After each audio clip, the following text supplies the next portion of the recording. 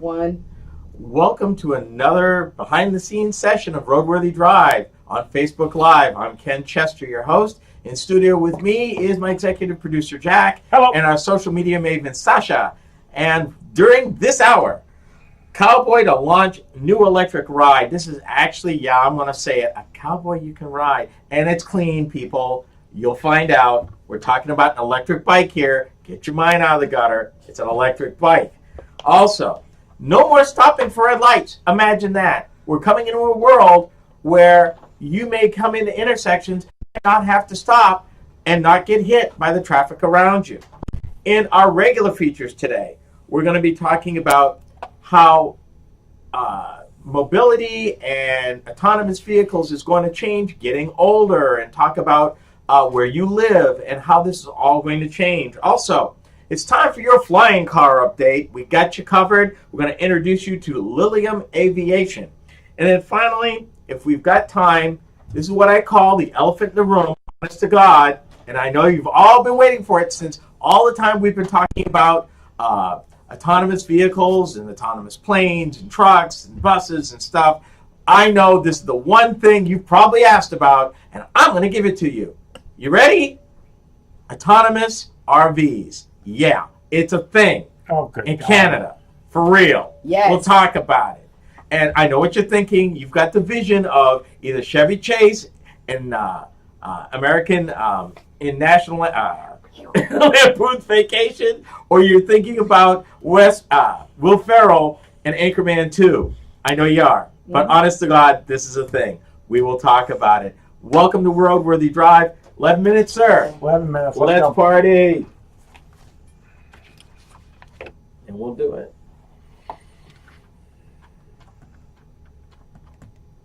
Eventually. Hold on. 11 minutes, right? 11 minutes. Right. Are you ready? Yes, sir. Do you want to go faster? Yeah! It's time for RoadWorthy Drive with Ken Chester.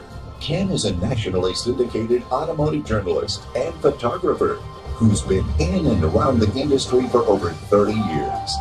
So tune in for your fill of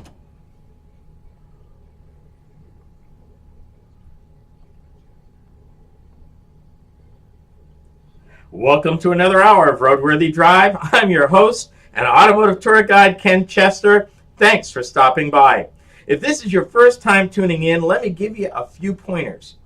First of all, yes, I talk about cars, trucks, SUVs, and occasionally, minivans too. My conversations center in on breaking automotive news of consumer interest, as well as automotive trends and technology. On a regular basis, I even equip you with news you can use right now, regardless if you totally love or just tolerate your ride. Of course, I keep it interesting, topical, and timely. Now, if you're looking for another automotive repair and maintenance show, sorry, this is not the place. Now, during this hour, I'm going to talk about a Cowboy you will actually be able to ride, as well as not having to stop for red lights anymore. Both of these topics in breaking news. Later in the program, I tackle retirement, mobility, and autonomous world, bring you up to date with what you need to know in flying car news, and finally talk about what you've all been waiting for. That's right, a self-driving RV. And no, it's not a joke. This is a thing. All that right here on RoadWorthy Drive. Now, before I get started, a correction. Honest to goodness, a correction. During our last show, I introduced you to our family-friendly car-sharing service that is catching on like wildfire in the San Francisco area. They just recently received a major infusion of cash with plans to expand. The correct pronunciation of the company name is Zoom. Now, it's spelled Z-U-M, but it's pronounced like Zoom, Z-O-O-M. Check out www.ridezoom.com for more information. Regular listeners of RoadWorthy Drive know that we laugh and joke, but we don't play when it comes to safety. That also applies when the show is underway. You know him, you love him, you can't live without him. He's RoadWorthy Drive's executive producer, my friend Jack DeLeon. Hey, Jack. Why do I feel like I need a shower right now? Oh, now it's not that bad. You start off with ride a cowboy. Honest to God, it's legal. I'm sitting here going, Legal. I need a shower. I got it. I got it right here. I get it. I So, got it. Let's go. Tell us what's going on this week. Okay. Well, it's kind of odd because it's an electric bike startup in Europe Okay. named Cowboy, started by people who ran a food delivery service that got squeezed out. The what? Squeezed out. In other words, they got squeezed out due to other competition. Squeezed out. Yeah. Okay. Okay. They couldn't raise any more money. They went broke. Okay. So, in true sense, what I like to say, and it's a cautionary tale, but what I love to say is, if you don't succeed first time, try something else, and that's what they did. What they've got here is they're building a new electronic bike that claims it will fully address issues that have historically stopped e-bikes from becoming, their words, a fully fledged mobility solution. I've been in New York, and bicycles and bike lanes, oh my goodness. So an electric bike, yeah, it could be a thing. I could really see that work out. They're currently working with a fully functional prototype, and they aim to launch the new e-bike in the spring of 2018. Their mission, they said, is to improve urban mobility by increasing the popularity of electric bikes. Now, the key features that they've got includes an intuitive and automatic motor assistance, a removable semi-integrated smart battery, and an app to turn the bike on and off and support theft detection, including GPS tracking. Now, they also plan to offer remote troubleshooting and software updates, so over-the-air updates to your electric bike. So it's self-pedaling? Like, do you pedal the electric bike? It's an electric bike, though. So But it's like a bicycle yes. as opposed to a motorcycle. Right. Okay. Which means it will propel itself or help you, like up hills and stuff. Electric bike, though. I'm confused. I'm sure. Electric bike. Hold on. They're going to sell it online. Okay. They're looking at around $1,700. Okay. Now, the one thing I noticed by its absence was I didn't see anywhere where you could get it serviced. In other words, if you had a problem that you could not fix over the air or online, you know, where do you take it? Is this something that they're going to be able to get worked out? I'm assuming so. I mean, Because right now, honestly, what are you looking at? 6 to 8 months before they roll this thing out? probably, yeah. And if you're looking at 6 to 8 months and you're doing this online, Mm. I hope to goodness you don't have to send the bike back. Well, it depends how they're going to deliver it, what kind of arrangements they may make. They may offer it. I would assume, being European, I would assume they would probably just offer it in Europe for delivery at first, you know, and you just expand as you put in your infrastructure. Yeah. So I guess there's more to say. They didn't really get into all of that yet, but we'll see. But I thought I'd share that with you. Now, we've all seen that commercial on TV, the one where, you know, kid comes in riding his bike into a busy intersection, and there are cars going every which way, and they ride the bike through the intersection. The cars don't crash, the kid don't get hit, everybody makes it through the intersection. Science fiction, right? Wrong. Exactly. In this brave new world of semi and fully autonomous vehicles, the future of intersections like that are closer than you think. Now, we've talked here before about vehicle-to-infrastructure communication. Correct. We know that vehicle-to-vehicle communication is an evolving technology as we speak. And then we've even talked about vehicle-to-everything, Right. which would be Internet of Things. Whatever talks to it, it talks to it talks back. So this is coming. So really, would this be such a surprise? According to some researchers in Singapore, they feel that with the semi-autonomous driving aids being fitted to many new cars today, the red light could be consigned to history. Now, according to their modeling, a system in which each car crosses the intersection, and each car would cross the intersection in its own virtual bubble of safe space, modulating its speed using adaptive cruise control, something many cars have now, which will result in smooth traffic flow in each direction. Now, over time, their whole argument is that the traffic light itself would be phased out in favor of something they're calling a communications beacon, which would gather and transmit information to the cars, primarily speed and distance information, so that the cars would respond coming near the intersection. Some would speed up, some would slow down, but basically the day of coming to a stop in a line at a traffic light. So you're talking about like global synchronization. I don't know about global, but intersection by intersection for So sure. like a regional synchronization. It depends how it's rolled out. Okay. Right now, I'm intersection by intersection. That's where I'm at right now. And right now, are we going to also eliminate the stop sign? You would think that. Yeah. Theoretically, yes. It's like that scene from the B movie. But let me throw this at you. I can name at least 2 cars right now that have that technology in it. The new the new Audis do. It's called Traffic Jam Assist.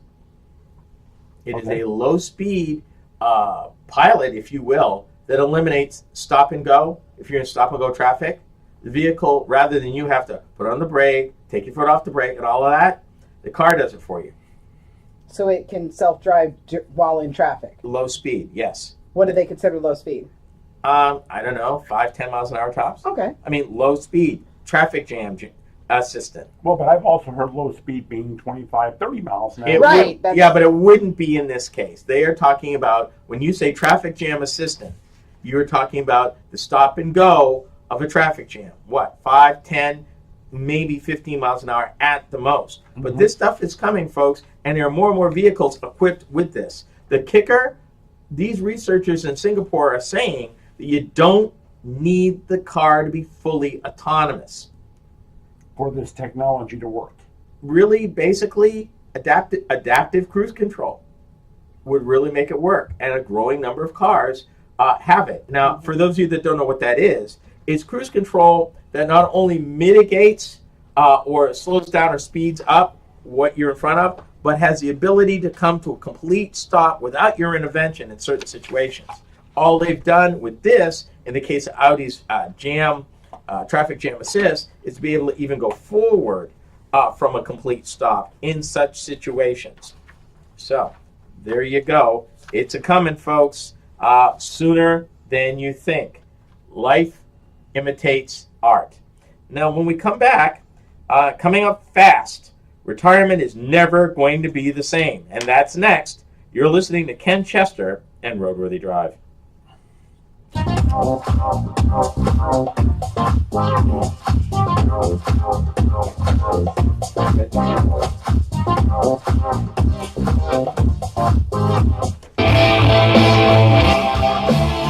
This is RoadWorthy Drive with Ken Chester. Is there a, does it do it in, till you turn it off? Or does it have, with the traffic assist, does it have, after, 10 miles or 20 minutes? Does it have something to make sure that you're still alert and watching the road? Number one, you've probably never been in traffic jam in California. I 20 have, minutes, good God. 20 minutes ain't going to cut it. I get, that's why I'm asking. I would By the assume way, that, I saw remember your now, dad. in the case of Yeah, Audi's I'm- traffic jam assist, and he's like, okay, well, has he we're just gotten talking that about stuff done for something me yet? where you're not going that fast, You that just far. talked to him. Obviously, half an if you're hour above a ago. certain speed, it He's probably cuts working out. today. I would say probably 25 miles an hour. No, It would he probably override. Okay. If you, he really wants. I'm sure I'm within gonna go certain see parameters, if- you would have I'm to gonna set clean it. up the kitchen table And if you see break out the if parameters, Charles knows predominantly somehow speed in a pile over a and- distance, Mhm. then it would probably be Figure accurate. it out for Well, me. I was just curious if there was some kind of, I'm leaving. camera. Oh, sorry. It's okay. The wife's here, so. Yeah, It's okay. yeah. Yeah, Um, you'll get over it. Yeah. Love you. Indeed. Yeah. We're family here. Jack, See you later, Jack's missus I is thought we just were on her way. off camera. Were we not off camera? No. But they could hear you though. Oh. Yeah, they can hear you. Yeah. Okay. See you. So everybody knows that you love him. Okay. Well, at least we know somebody loves me. I'm not touching that. I am sorry. Anyway, what my concern was is that you're in traffic, you get a little too comfortable with the whole thing of, this technology is taken over. Mhm. And does it have like a ding that will? But you don't need it.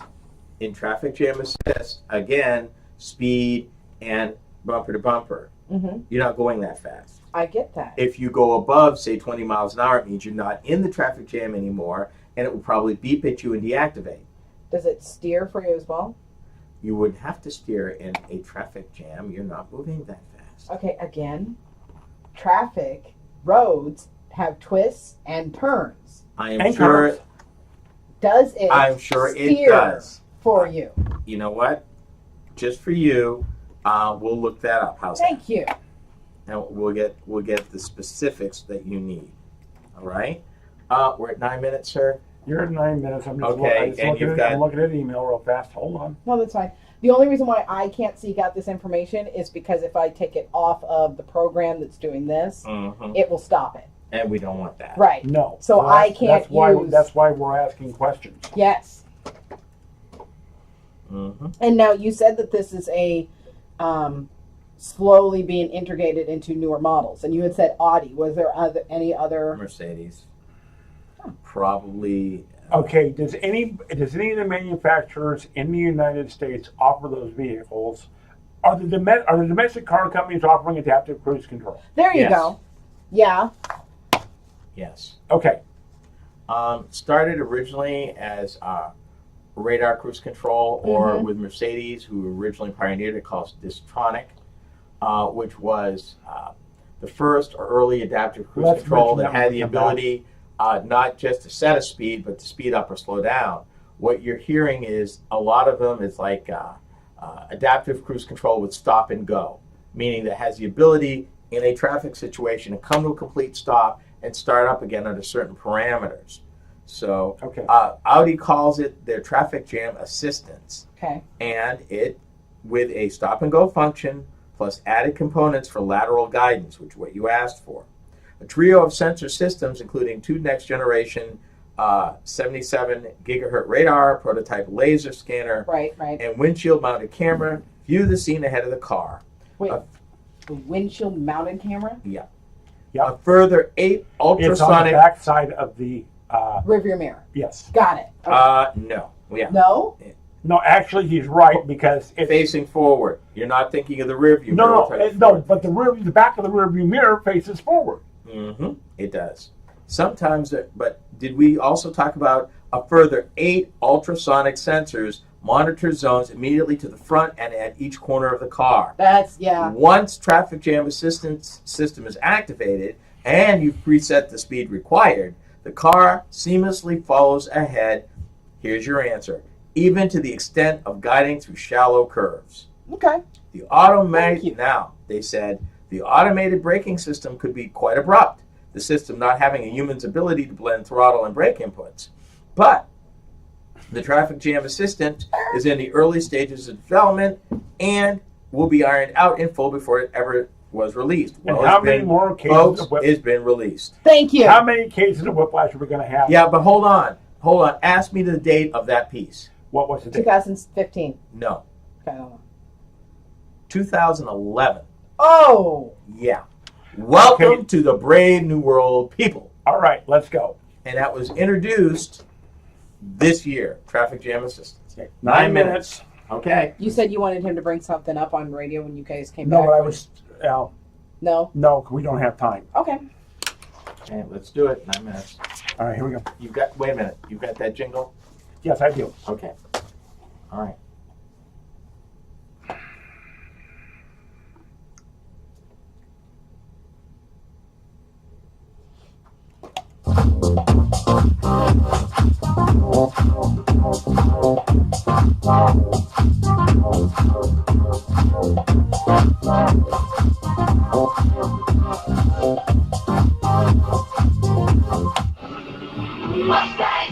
Mustang, America's most popular sports car. Sleek, sure-footed, aerodynamic. Mustang! Slice through the wind in a world of high mileage at a price that makes real horse sense.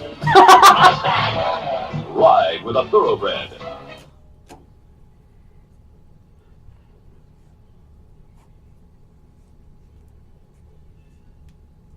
Welcome to segment 2 of this hour of RoadWorthy Drive. I'm Ken Chester. For those of you that want to add your voice to the regular conversation, you can do it real easy.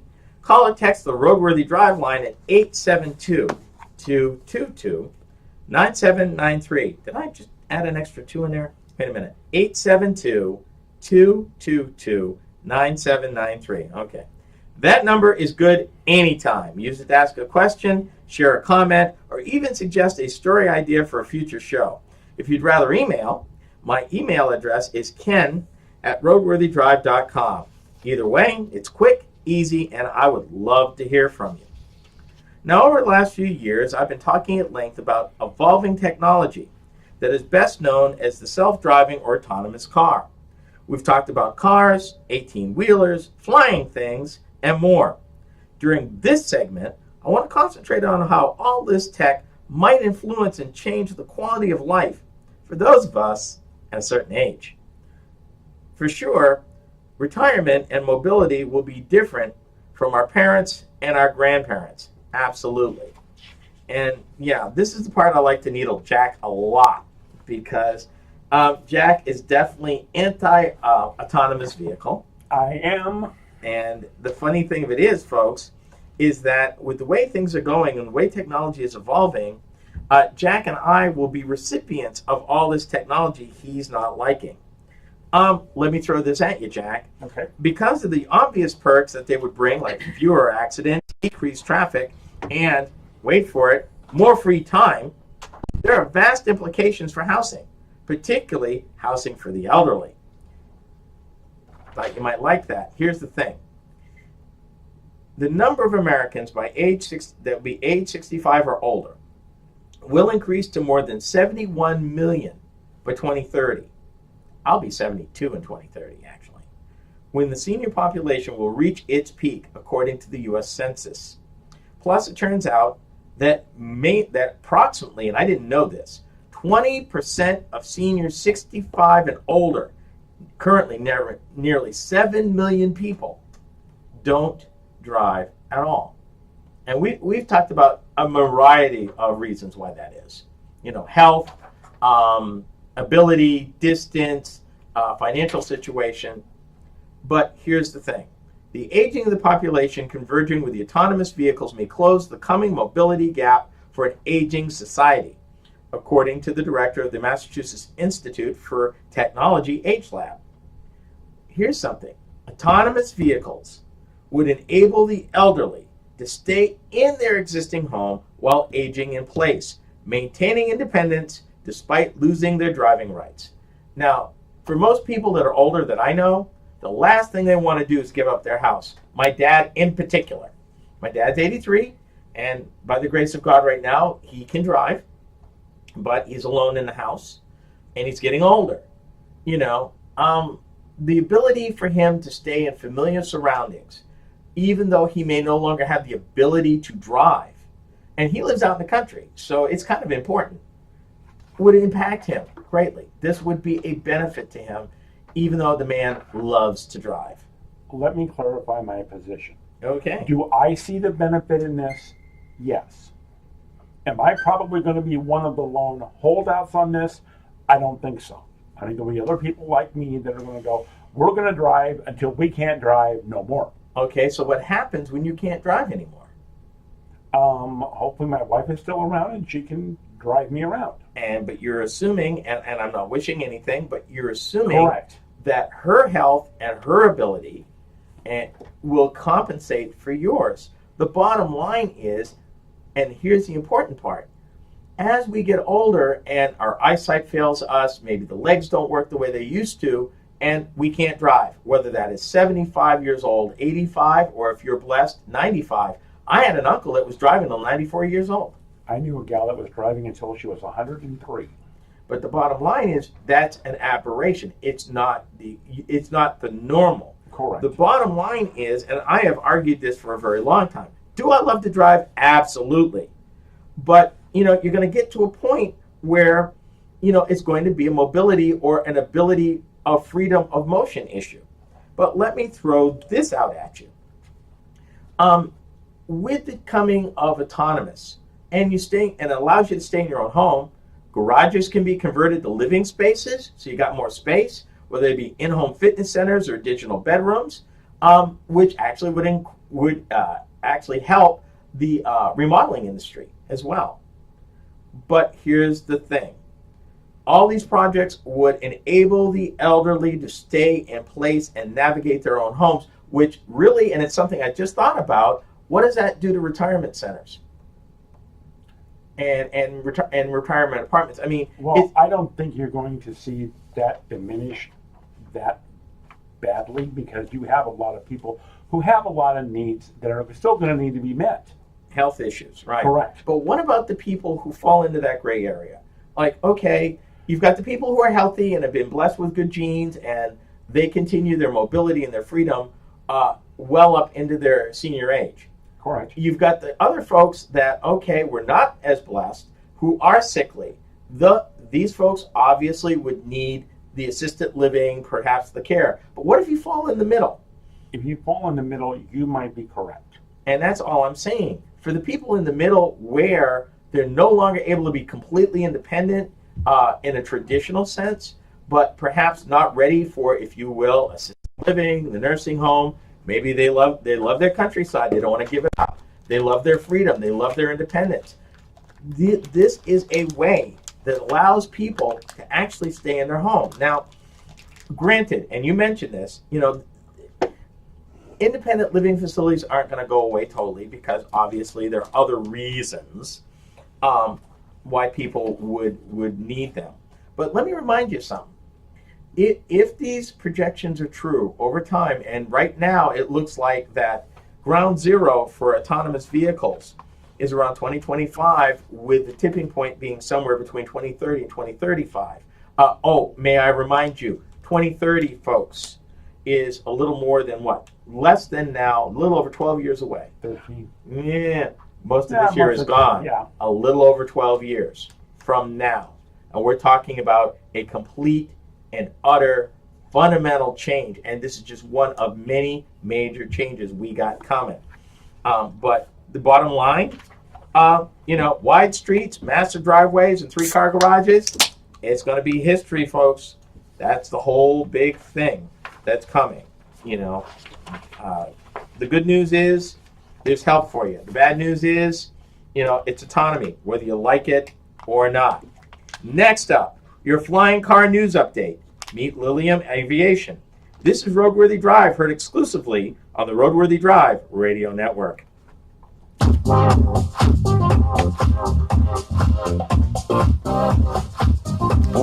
Andy. Like a kid on Easter. You're tuned to RoadWorthy Drive with Ken Chester. Another advantage of going fully autonomous is alleviating real estate availability in congested cities. Car garages can be converted, parking spaces can be converted.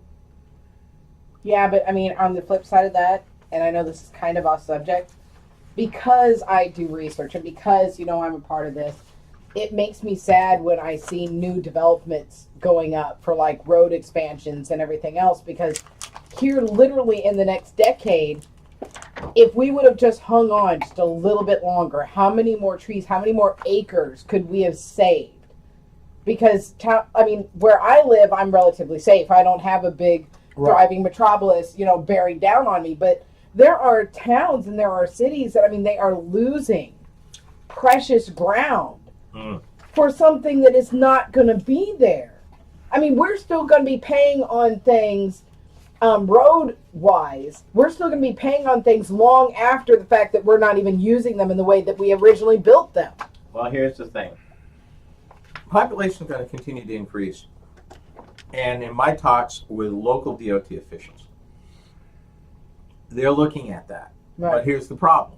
You got to balance the today versus the what may and be. the roads that are maybe ending their 35, 40, 45-year service life that demand repair. Yeah. You can't wait the 10 to 15 years for them to get worse or maybe be part of a traffic problem, because now you've got a bridge that, okay, I'm going to wait, but it can't carry the weight, so now I have to restrict traffic, making things much worse. And the other problem you got too is you go over to one of our neighboring states, which I will not name. I will. Who the roads over there are so treacherous. But like you're talking interstate roads? I'm talking interstates. I'm talking about that I was in that state traveling a couple years. This was a couple years back. Oh, so And I watched a semi. I watched a trailer do this. on a bridge? No, straight lane interstate. I'll give you one better, and I'll name names. Interstate 69, Chicago to Indianapolis, state of Indiana. Worst piece of interstate I've ever seen. And that's, I'm not going to get political, but money could have been better spent on the interstate and not elsewhere. And I'll leave it at that. Okay. And this is the problem. Now, why was it going like this? Is because the road was Road probably quality. 5 to 6 years past its expected lifetime. Oh, Cement starts to degrade. right. I see that. And now Roads settle. now Yeah. you're getting to the point when you're seeing something like this. Yeah. Potential accident. Let's talk about shocks on the tractor. Yep. Let's talk about shocks in the trailer. Let's talk about how dang long before you do all this beating on that trailer before the wheels, and I may be reaching here, go through the bottom of the trailer. I don't even go that far. Let's talk about the hitch. With all that added stress on the hitch of right. of a 18-wheeler, that hitch fails Yeah, and the trailer just goes off on its merry little way. and somebody gets killed. Is it the state's fault? Is it The company the that. company's fault? Or is it the driver's fault? Yes, yes, and the first one will end up being a no because they'll make it political.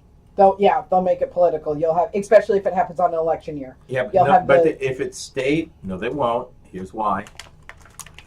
If they can prove, and it should be easy, you just get a traffic engineer and a civil engineer on the stand to say that the state was negligent because the road went past 5, 6, 10 years past its service date. Mm-hmm. Those records are all, you can subpoena all those records. When they design a road, they design it, engineered in, they know what the service life is of the road they're replacing. The surface, the grade, the bridges, everything. They know it when they design it. And when they build it according to spec. Okay. I would argue that a state, in fact, would be negligent. Now, granted, they're not going to hit it exactly. Right. But okay, you should hit it within 2 to 3 years past its service date. Yeah. That you should either Okay, be so is service life the gospel, yes. or can I go? Let's Is just it say the for sake of an recommendation? argument, 5 years past that think- service date. I think there's a grace period. But if you're on 8 to 10 years past it, that's negligence. Even if the state is broke, that's negligence. You are endangering everybody who travels that road. You are endangering property, life. Like, perfect example. Take an 18-wheeler, okay? Commercial vehicle. Has a highway-induced failure. Maybe they were close to the edge of their service time, but the bad road took that edge and eliminated whatever margin You had. they had. So the road was a contributing factor. The vehicle veers off into the other lane and maybe hits 4 cars and kills 3 people. Now you got a lawsuit.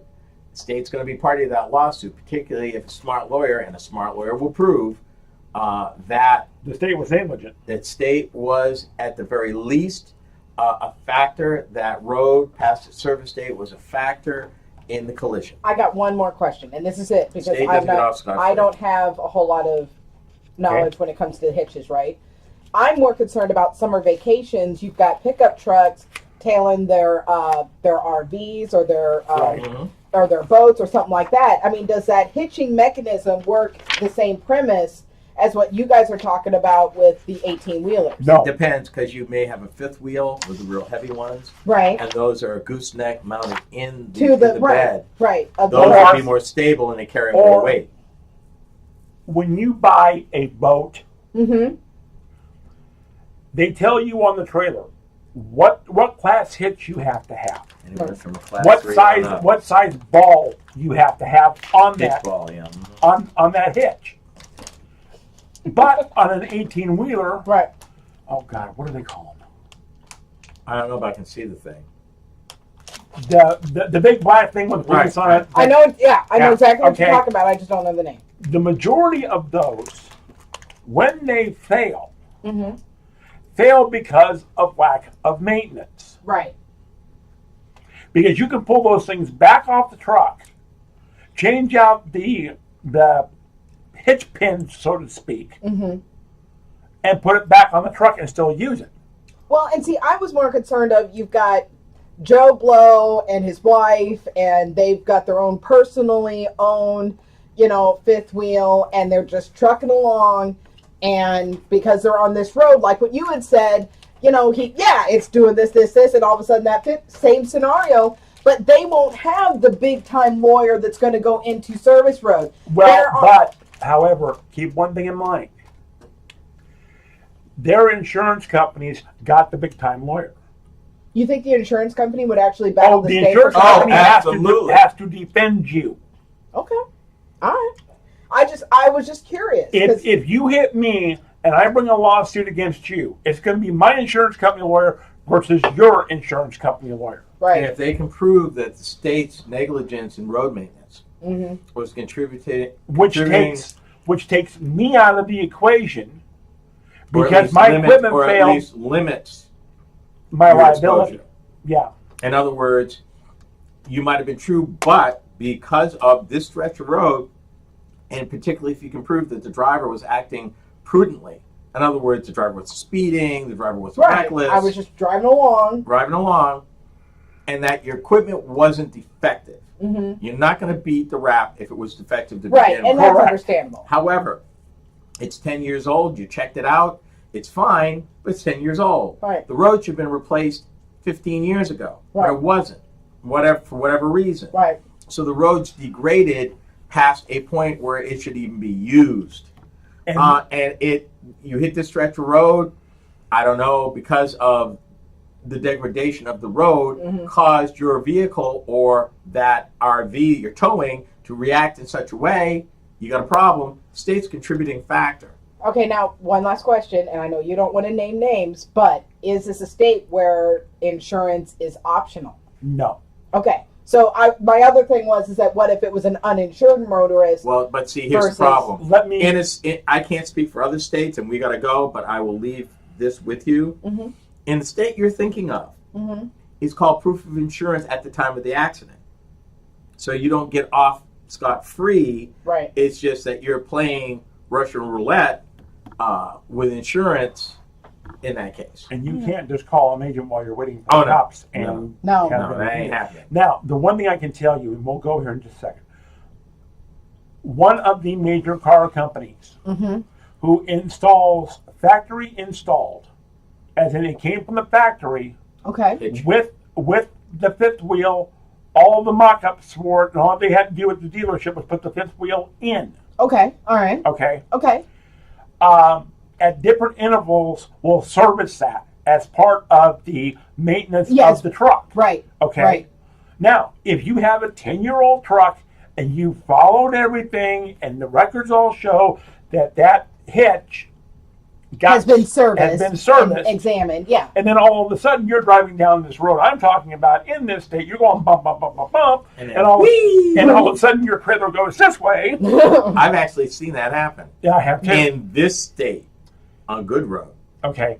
If that happens, No. now it ain't your fault, it is the state's fault. There'll be reasonable doubt because law requires the driver to have control of their vehicle at all times.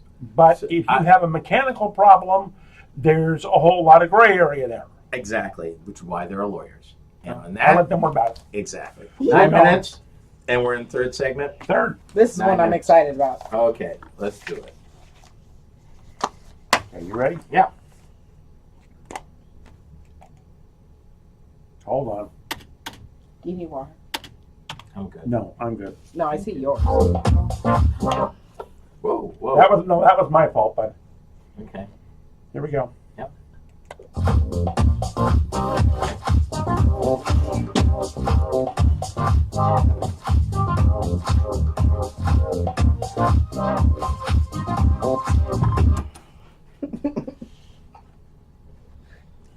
If you're just tuning in, this is the third segment of RoadWorthy Drive. I'm Ken Chester, your host. Welcome. When I was a kid, I watched this primetime cartoon called The Jetsons. If you're a person of a certain age, you might remember the show, along with the Flintstones, but I digress.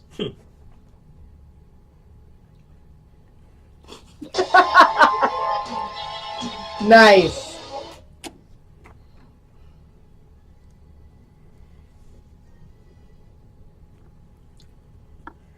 Yeah, I'm not surprised. Yeah, that's my executive producer making sure. Didn't know if he'd catch that, but yeah. Oh, I caught it. The Jetsons. Space-age family, by the way. They went about their everyday routines in a flying car that folded up to the size of a briefcase and light enough for George Jetson to carry in with him to the office. And I got to thinking as I was preparing this, gee, what if they charged him space on his desk to park his car? But booming. Hey, try the veal. Yeah. Anyway, talk about no parking fees. Anyway, the flying car is indeed a thing. And we've talked about it here. We've talked about the flying car and the fact that there are legitimate companies. This is not a fella in his garage anymore. That there are legitimate companies, including one that is a commercial aircraft manufacturer, Airbus, that's working on this now. I wanted to introduce you to the latest company that jumped in the fray. Meet Lilium Aviation. Where are they out of? They are actually based in Germany. But here's an interesting thing, how the company got its name. And I need to get back to that because I thought it was kind of interesting of why they named it Lilium. They actually named it after somebody from 1895 who was a pioneer. Here it is. In 1894, Otto Lilienthal began experimenting with the first gliders and imagined a future in which we could all fly wherever we want, whenever we want. Lilium is turning that dream into reality. Their goal, we are bringing personalized, clean, and affordable air travel to everyone. Now they're talking about AirPods in cities and kind of an air taxi. And I got the thing and I said, that sounds familiar. You remember we talked about Uber Elevate? Yep. Yeah. What they're really talking about is what we call the VTOL, or the vertical takeoff and landing type vehicle, but they want to do it in an air taxi situation. Right. This company raised $90 million in a new round of financing. $90 million. 90. How long did it take them to raise that 90 million? Well, they didn't say. Ah. But I will tell you this. The idea that they started thinking about this in 2013 in Glasgow, Scotland. Wow. They did their first small-scale prototype in 2015. Okay. Their full-size prototype was tested this year. In 2019, which is the year after next, folks, they're talking about their first fully functional jet will take off. And they anticipate, mark your calendars, 2025, and I quote, you can book a Lilium jet. Okay, now you're saying jet, but then you also used AirPods. So Yep. what is their... Yes and yes. Really? Yes and yes. Okay, I'm confused. Are you? Oh, yes. So let me go this way. Okay. Are we talking about vertical takeoff, vertical landing? I'm going to quote him. Okay. Okay. As the startup demonstrated with its Eagle in April, Lilium's vehicle is designed to take off and land vertically like a helicopter. And like Airbus, Lilium is also working on a bigger 5-seat version of what it calls, wait for it, an air taxi. We've heard that term before. That could ferry passengers or cargo as far as 186 miles. In other words, this sounds a lot like what Uber's trying to do. Right. And I'm wondering are they talking about something that's like the taxi from The Fifth Element, where it's not going up and down like that, though. Right? Nah. But I mean, are they talking about something that, when most of them are talking about an air pod, you have to envision something that's similar to a car, not necessarily what we would consider like an airplane, okay, or like a helicopter, but it's like literally a pod. But let me throw this at you. They envision a fleet of air taxis zipping across crowded cities once the vehicles are created and approved by various regulators, of course. But here's the thing. I want to cut to the chase on this. In an autonomous vehicle world where we know that fully introduced autonomous vehicles have the ability to reduce the number of vehicles on the road by 2/3. Will there be congestion on the floor? Thank you. That's my question. But we're going to go back to my argument that I've been saying now for how many months. One of these things fails, and you crash it into my house. Okay. Airplanes fail. I mean, helicopters fail. Correct. Excuse me. However, Cars fail. What? However, statistics show that flying is still the safest mode of transportation. I rest my case. I also rest my case. I think you just answered your own question, Jay. Well, maybe I did. I think you just did. Which is interesting because, like we were talking before, Ken actually has experience with, the aviation, and a lot of the planes self-drive themselves as it is now. How much of the safety factor that causes such a huge medium between air travel and vehicle travel is going to be dissipated when vehicles are now autonomous and not necessarily with a human at the wheel? 94% There you of go. all traffic accidents are due to human error or action. That is not my number. That comes from the National Highway Traffic Safety Administration. Oh, I know what my argument was. I just remembered it. Yes, flying is the safest mode of transportation. But now we're going to put all of these things in the air at the same time. Right, and how many bubbles can you get before they start? Exactly. Yep. May I reintroduce you to a little-known federal agency known as the FAA? I've never heard of it. I'm sorry. I get the FAA. But again, right now, you start looking at that FAA map every single day, and you see all those dots flying around the country, and you're like going, oh my goodness. But again, the Federal Aviation Administration will be, and in fact is, right in the middle of this. Well, and they're right in the middle of it, and they're also right now in the middle of trying to regulate drones. Yeah, well, you know what? One thing at a time, boss. But I'll leave you with this. Here's the thing. Underdeveloped regions with poor road infrastructure, meaning third world countries, may never have to build roads.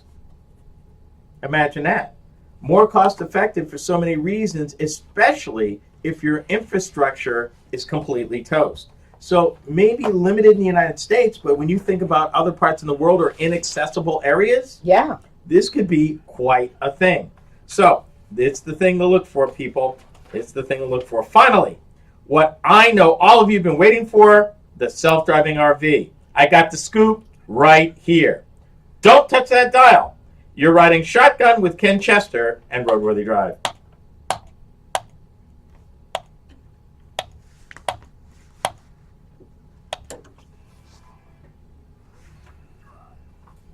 Okay, now.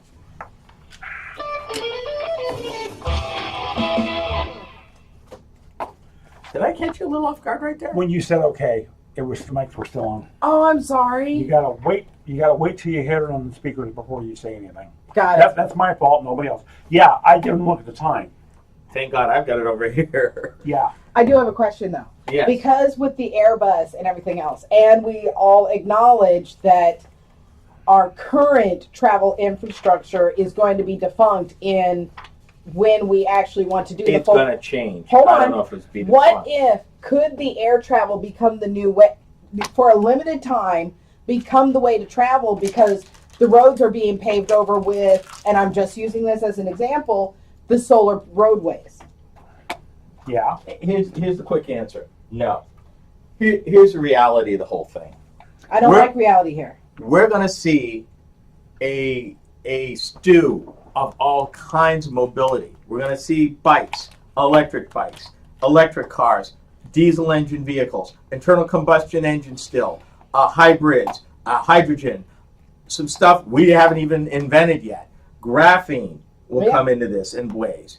I guess the whole point, and the point I'm trying to make, I try to make it every week, is that there is so much technology swirling in real time, and it's impacting. It's not independent of each other. They're both exclusive and inclusive, because some things that apply over here, they can put over there, and vice versa. Yep. Automakers anymore just ain't doing auto stuff. They're in a lot of different industries, and vice versa. In some cases, it's been that way for years. Automakers used to go to fashion shows to see what color's popular. Yeah. So this is not new. It's just more intense now. That this is our future. And to be blunt, we don't have all the answers. All we can tell you is this. Electric vehicles are coming. That's a reality. Yep. Number 2, autonomous vehicles are coming. That's a reality. Yep. Third thing, flying vehicles will have a role. It kind of depends partially on regulation, partially on public acceptance. Will they get the pricing model right for the investment they got to make? There'll be a wave of startups. There'll be a wave of failures. The second tier will come in and try to stabilize it, just like the dot-com boom of 20 years ago. So there's no one answer. I think it will take all of that, but I think it will change in ways. Some ways they expect, some ways they don't. And I think that's going to be the most exciting and scary part of the next 15 years. Yeah. That all of this is going to happen between now and 2030. Literally. So actually less than 15 years. Yeah, less than 15 years. Yeah. It will be a very different world by 2035. Now, Jack, you were saying that the FAA was starting to regulate drones? In the last 2 years, the FAA started regulating drones to the point where if you own a drone, you have to register it with the FAA, because they were having so many near misses with drones flying over airports trying to get pictures or video of planes landing, that the planes damn near ran into them. And I'm serious. You take a drone, which is all it is plastic and a little bit of steel. Okay, so Not we're a lot. talking about the same But thing. if that drone gets in that engine and tears it up on landing, exactly. I know.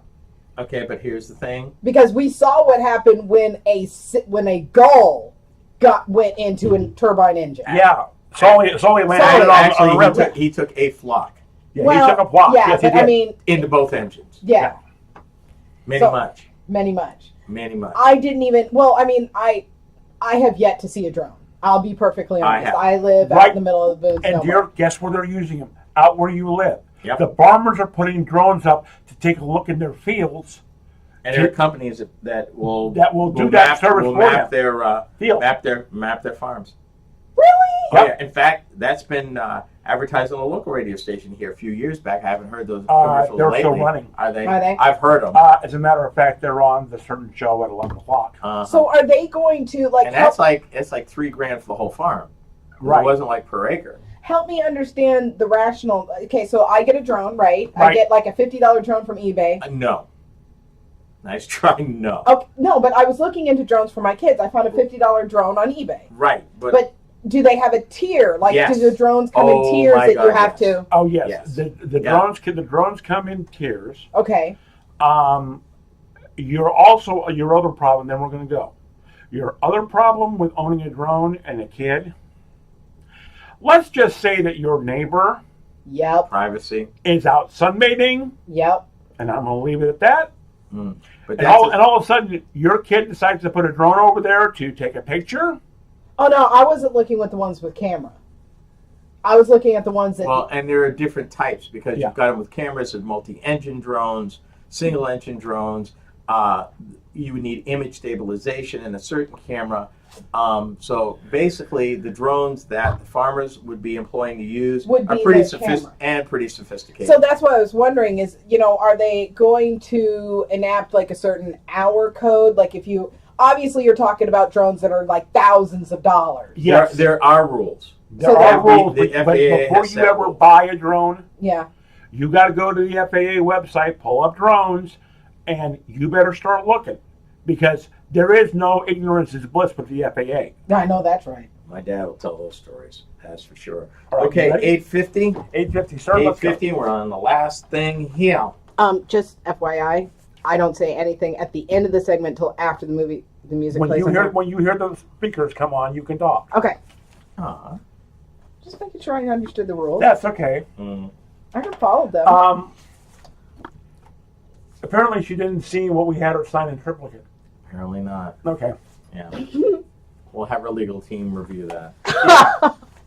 Our legal team will be in touch with you. Here we go.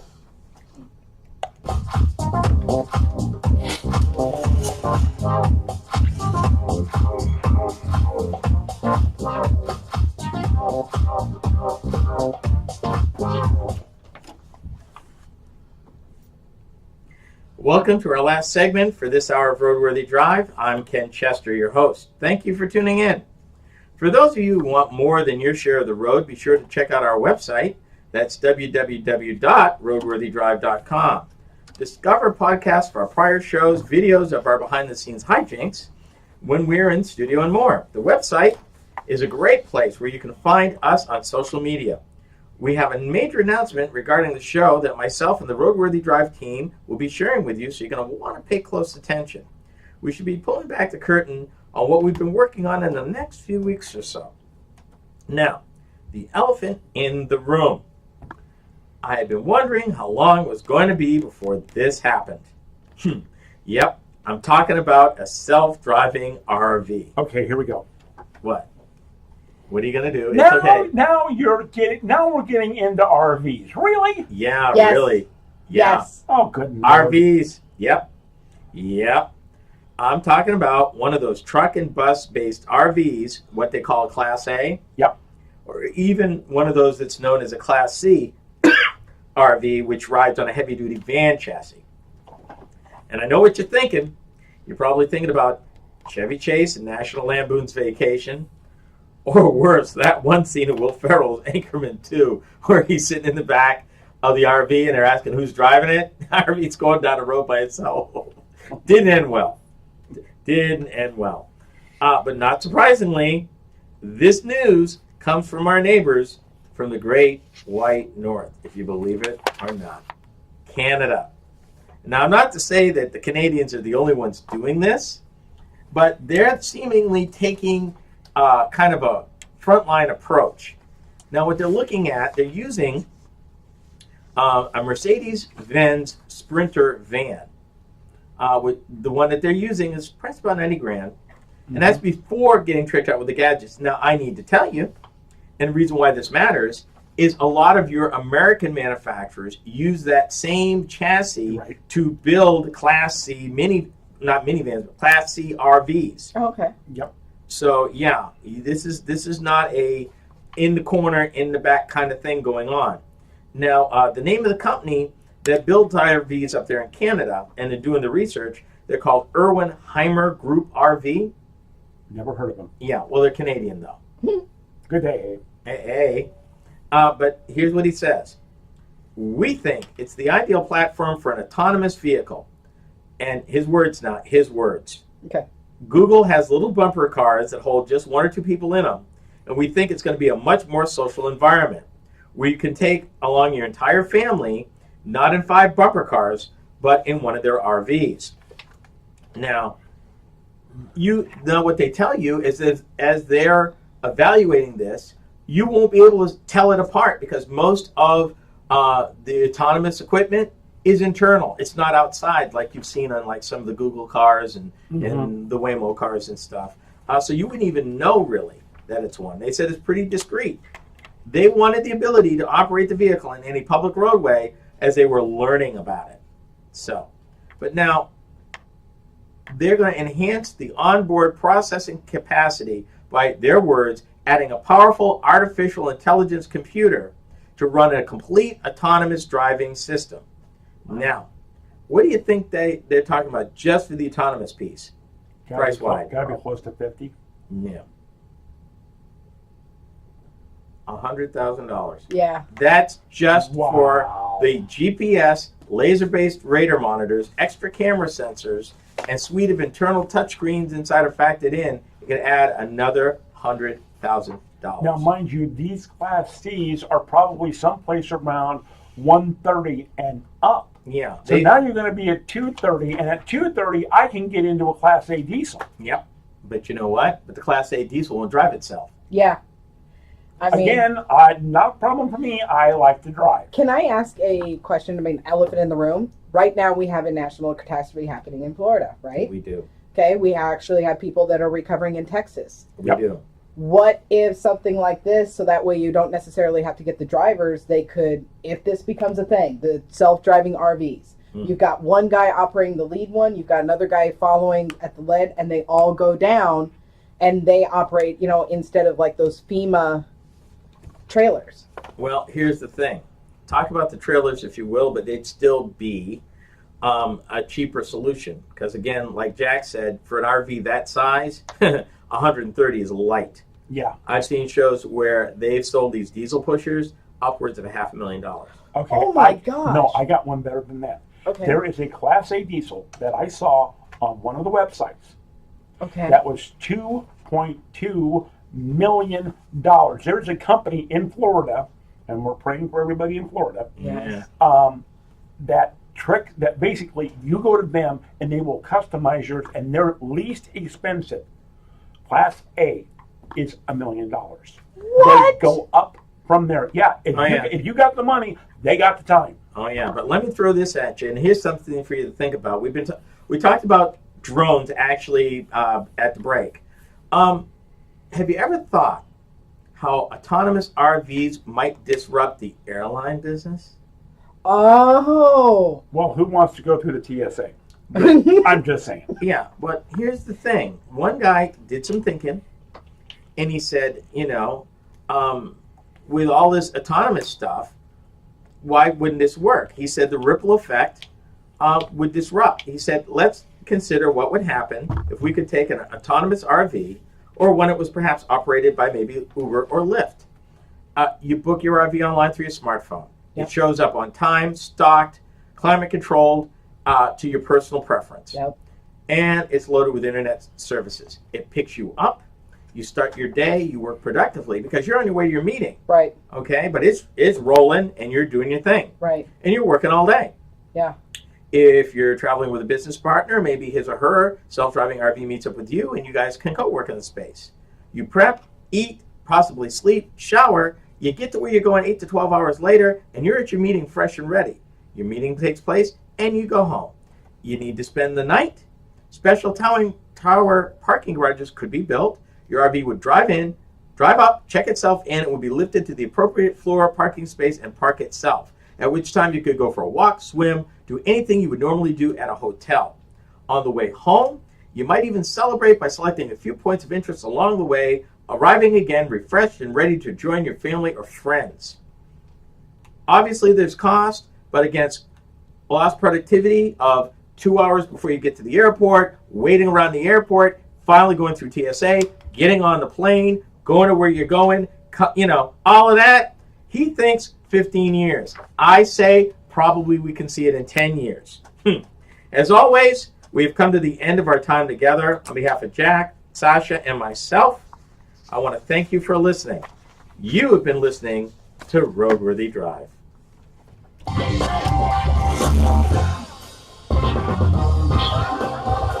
I'm early. I'm about 15 seconds early. Sorry. RoadWorthy Drive with Ken Chester is a copyrighted But at least I didn't presentation get of the cut off RoadWorthy like Drive last Radio week. Network. I got a little too Any close. broadcast, Whack. transmission, or any Like, other hey, use is prohibited can't without hate. the written Can't consent of the Motor News I did Media that to Corporation. Mike Olson one time, and he looked at me and goes, "Good job." What can you do? You got to hit that number. Before we call this one, that will give you something to think about. But imagine if you could take a fully loaded, comfortable, luxurious RV that was autonomous. You didn't have to drive. You didn't have to fool with tolls, traffic, nothing. Do your thing on your way. You could even sleep the whole trip. Comfortably stretch out. Get up for a snack, for Pete's sakes, if you felt like it. All in the privacy of your own RV. Why wouldn't you? On behalf of Jack, Sasha, myself, thank you for listening. If you wait a little bit, we'll be in hour 2, hopefully in the next 10 or 15 minutes, and we'll talk to you soon. See you later.